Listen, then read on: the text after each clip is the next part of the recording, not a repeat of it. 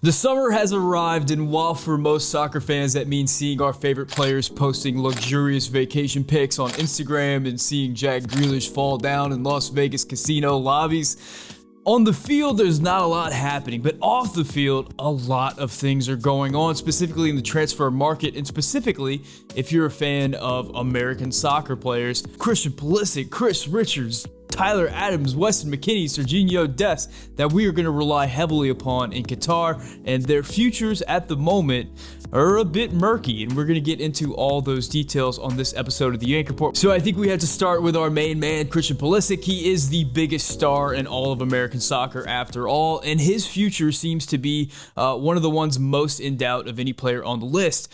Christian has, ever since he arrived at Chelsea, there's been rumors about him leaving Chelsea. There's been rumors about his issues fitting into the team with Thomas Tuchel. Heading into this offseason, there were talks about Christian Pulisic possibly departing, him being unhappy with his playing time. There was, of course, the tweet that his father put out talking about Christian being unhappy with his playing time. And all that's led to an offseason with all the tumultuousness going on around Chelsea, where it looks like a lot of people are exiting Chelsea at the moment. Christian has stated in interviews that what he really wants right now is to lock down playing time, is to get more playing time, be a regular player for his club. Now, Chelsea in recent weeks have been linked very heavily to Manchester City's Raheem Sterling. Raheem Sterling coming in would compete immediately for Christian Pulisic's minutes, and that would put an even bigger strain between Pulisic and the club. So there's a lot of speculation that if Chelsea land Raheem Sterling, which it looks like for all the world that's going to happen, that Christian would be on his way out. Now, generally with these transfers, there's a lot of moving parts. So first, Chelsea have to figure out Lukaku, and then once that happens, they're going to figure out Sterling, and then they'll figure out Pulisic. But what are Pulisic's destinations? Well, he's been linked to a few clubs. I think the big ones right now, the big rumors are AC Milan and Juventus, the two Italian giants. I can say that it would be very fun to see Christian Pulisic potentially playing on the same team as Weston McKennie next season. Now, more on Weston McKennie later, but just at face value, having the opportunity to see two of our biggest, most marquee Americans on the same squad would be very interesting. Now, there's also rumors connecting Christian Pulisic to a move to Liverpool, especially with Sadio Mane departing that club. Of course, Liverpool have some quality of their own, so it seems like a move for Christian from Chelsea to Liverpool would be out of the frying pan into the fryer as far as competing for minutes. It does not seem like he would be pretty much in the same situation competing for minutes at Liverpool that he's at with Chelsea right now. So this situation continues to remain in flux with a lot of moving parts involved, but it certainly seems like there's a lot of smoke to the fire of Christian Pulisic potentially exiting Chelsea this summer. Speaking of Weston McKennie, Weston McKennie has been linked with Tottenham for like the last few seasons now. Now that interest from Tottenham seems to have cooled a bit because Tottenham have signed the midfielder from Brighton Hove Albion, Bissouma, which would be a player that's very comparable to the position that Weston McKennie would play. So it seems like those rumors have cooled a little bit, although with Paul Pogba returning to Juventus, that is another midfielder in Weston McKennie's position. But I think at the moment, it seems like Weston McKennie is destined to remain over at Juventus, at least for right now. Before we get to our next transfer target, let's have a word from today's sponsor. Our partners at BetOnline continue to be your #1 source for all your betting needs and sports info. Find all the latest odds, news, and sports development, including this year's basketball championship finals, the NHL hockey conference finals, Major League Baseball, and the latest fighting news, and even next season's early NFL futures. Head to the website or use your mobile device to sign up today to receive your 50% welcome bonus on your first deposit. Just use our promo code BELIEVE to get the bonus and get into the action. Bet online, where the game starts. Moving on to Sergino Dest. Now, this is a player that, gosh, there has been so much discussion surrounding Sergino Dest and his transfer destinations. Since arriving at Barcelona, it was, is he going to leave Barcelona? Does Xavi like him? Does Xavi hate him? Is he in the squad? Is he out of the squad? There was a lot of rumors connecting him to Bayern Munich, and then Xavi came out saying he was the future at right back and he loved him. But I think everything within this conversation needs to be put within the context of Barcelona or a club right now that have like $1 billion in debt and basically everyone's for sale at the club if they can get good money back on him. And currently, it looks like there's negotiations going on right now between Chelsea and Sergino Dest. Chelsea and Barcelona potentially with a swap for Marcos Alonso.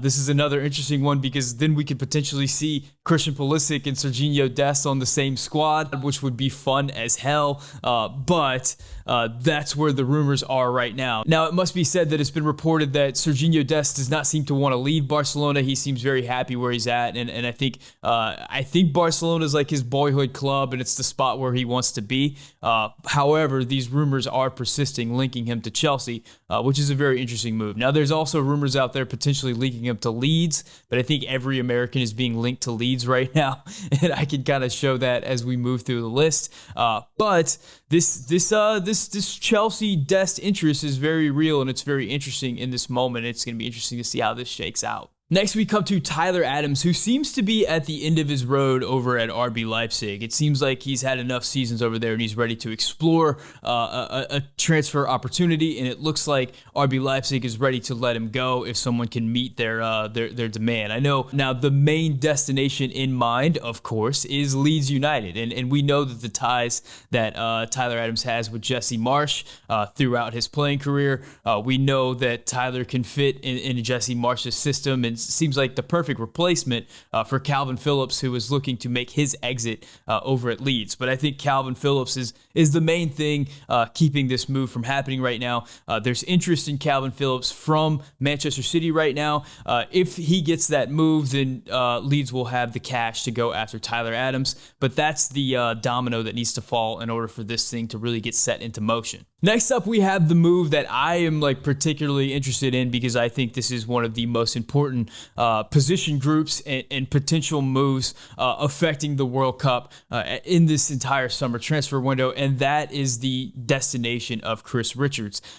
Chris Richards has been recalled from his loan for Hoffenheim, but it looks like Bayern Munich are ready to actually sell him on and let him go. They've set a price at around $15 million, and there's a few clubs interested. Reportedly, there's 3 Spanish clubs that are interested, but it seems like the 2 front runners at the moment are Southampton and Crystal Palace. It looks like both of those teams have actually really made real offers and are really exploring it, and it seems very likely that Chris Richards is going to end up in the EPL next season. A very exciting thing for Chris Richards, a potentially very exciting thing for U.S. men's national team fans. It would be excited to see Chris Richards finally be able to kind of plant his roots and growing to a squad and really start his professional career, so to speak, at a club that values him and is interested in his long-term future. That being said, we only have a few months to the World Cup. It is a little bit nerve-wracking that a guy who's being looked at as our starting center back is going to be fighting to break into a squad to start the season. Not exactly where I would love to be heading into the World Cup, but that's pretty much the cards that were dealt at the moment. There's big news regarding Haji Wright, as he's been linked pretty heavily recently with championship side Hull City. That would see Haji Wright get a move over to England. He's currently in Turkey and just came off a big season over there. I believe the championship would be a step up in competition. It would be really exciting to see what Haji can do over there, specifically because we'd also have Daryl Dike and Josh Sargent in that league as well. So to see those 3 strikers kind of all dueling it out in the same league would be really interesting for comparison's sake. Maybe one of them can hit fire early on. I do have to concede, though, that every time I hear Hull City, I have flashbacks to Josie Altidore's season at Hull City and watching those games, oftentimes streamed illegally and just but hopefully if Haji makes it over to Hull City, he'll be able to exercise those demons and help us all move forward and put that chapter in our American soccer histories to bed. Now, those are the moves I would say that I would categorize as the high-profile, lot of smoke, lot of interest moves. The next ones are really kind of a little bit more on the rumor mill, but still things that have been reported, so I guess it's worth passing along to you. The first one I'll go with is Tim Weah. Tim Weah has been linked to a loan move with Valencia, which would be interesting because that's Yunus Musa's club. So seeing those 2 Americans compete on the same club would be very fun. This is an interesting move because Tim Weah is a player that his last season for Lille was not very good. He struggled to get on the field. He struggled to get consistent minutes. He struggled to stay healthy at times and didn't really start contributing goals and assists until very late in the season. Meanwhile, throughout World Cup qualifying, he was one of the highest performers for the U.S. men's national team. So he seems to be playing better for the national team than he is for his club team over at Lille, which is interesting. And maybe that's the reason why Lille might be interested in a loan move to kind of give him a different opportunity somewhere else and maybe come back to them with a higher transfer value. Interesting thing there, but I don't think that this is very high up on the probability list as far as things that could potentially happen this summer. Speaking of Yunus Musah in Valencia, there has been rumors of interest from Fiorentina, the Serie A side over in Italy, for the services of Yunus Musah. This is once again a very low-tier rumor. There does not seem to be a lot of smoke to this particular rumor, so I would put it certainly in the category of rumor at the moment and nothing more than that. I wouldn't look too deeply into this. Yunus Musah has looked so damn good with the U.S. men's national team and just looks to have so much potential. I don't know why Valencia would look to move him in this moment. Whenever you have a teenager like that, just right before the World Cup, and he's likely to get significant minutes with his country and potentially have a breakout World Cup. I don't know why you would move him right before that, but I guess stranger things happened in the world of football, but I'm not putting too much stock in this one at the moment. Next up, we have Gabi Slonina, the 17-year-old goalkeeper over at Chicago Fire. He's being chased after by some of the biggest clubs in the world. Real Madrid reportedly put in a bid for him that was rejected by the Chicago Fire, which to me is absolutely hilarious. The idea of Chicago Fire rejecting a bid from Real Madrid. I mean, things have changed significantly in the world of MLS. Let's just say that, where Real Madrid is getting rejected for the 17-year-old MLS prospect. What is happening right now? But since then, it looks like Chelsea has come into the mix and are pursuing Slonina's signature very heavily, which is a really interesting thing to have Chelsea and Real Madrid after this 17-year-old signature. Now, Chelsea has a lot going on right now. We already mentioned the Lukaku transfer. They're in negotiations to get rid of their current athletic director, for lack of a better term, and there's Raheem Sterling thing. So Gabi Slonina is pretty low on the itinerary, I think, for Chelsea at the moment, but it seems like that's a move that's very likely to happen this summer. Now, those are all the rumors that are out there right now. There's a couple of players who have completed moves. Like, we know Brendan Aaronson did complete his $29 million move over to Leeds. Just a significant moment in American soccer history, whenever you have someone like Brendan Aaronson, who isn't even really, I mean, depending on who you talk to, projected to be a starter, the player in the starting 11 for the U.S. men's national team, to have completed a $30 million move over to the Premier League. Absolutely phenomenal, especially whenever you consider what type of player Brendan Aaronson was just like 2-3 years ago, to see how much he's grown and to see how much he was sought after in the Premiership by Leeds is absolutely tremendous. And then, of course, we have Matt Turner, who just completed his move over to Arsenal.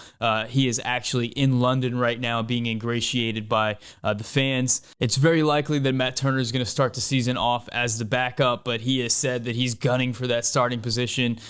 We'll see if he can unseat the young English keeper that's starting for Arsenal right now. I think that would be an absolute difficult task, but stranger things have happened in the world of soccer. So we know what kind of shot stopper that Matt Turner is. A guy with a phenomenal story, a guy that personally I'm a fan of, and I'm excited to see how far he's come in his career.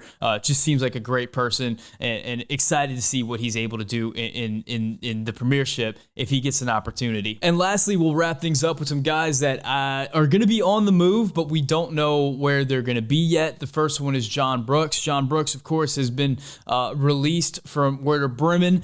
He is on a free right now and can sign with pretty much anybody that wants him. I haven't seen any news connecting him to any clubs right now. The last that I heard was that he potentially could be remaining in the Bundesliga, but who knows? I think he's a player that it still has a lot of value, but but he has a very specific type of value. I think he has to play in a specific type of system that suits his needs. So it's just about finding that club that is interested in that values him and can use him the way that he needs to be used to be at his best. I think Greg Berhalter said in one of his press conferences that the U.S. national team is going to be looking very closely at his move and how he fits into his new team, and how that could potentially see him translate over to the U.S. men's national team, even though I think the ship has sailed there. I don't think he's going to be a part of the squad come November, but it's still, he's going to end up somewhere. We know he's going to be somewhere. We don't know where it's going to be yet. The same can be said for Luca de la Torre. His club, Heracles, got relegated at the end of the season in the Eredivisie, and Luca de la Torre is going to be moving on. He stated that in interviews. He's already kissed the team goodbye and is looking for greener pastures. Where those greener pastures are, I haven't seen any rumors connecting him anywhere, but it's going to be very interesting to see where he ends up. I mean, he's a player that's become an absolute fan favorite among U.S. men's national team supporters. He's a player that has really grown into this squad and has become an important player, a player that is likely going to see a number of minutes in the World Cup over in Qatar in a few months. So his whereabouts over the next few months, whether that's a team higher up in the Eredivisie or if he actually goes abroad and goes to a different league, it's going to be very fun to see what happens. A potentially similar story with Gianluca Cabuccio.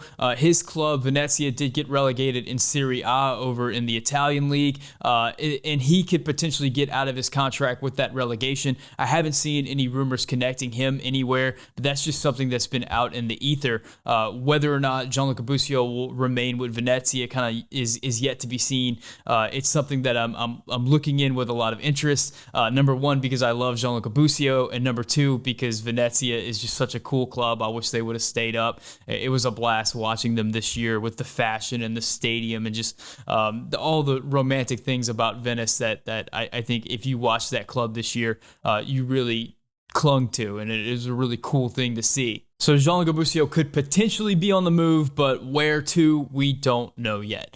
So those are, I think, all the big transfer storylines surrounding the U.S. men's national team right now. It is a significant number of storylines surrounding a significant number of players, and I think the players at the top of the U.S. men's national team, the biggest contributing players, are potentially all on the move, and that's a little bit unsettling. It's exciting, but it's unsettling at the same time. So this U.S. men's national team that's heading into this World Cup, that's already dealing with youth and inexperience and a lot of injuries surrounding this team, now has to deal with a lot of club uncertainty and potentially players not playing or who knows, trying to break into teams.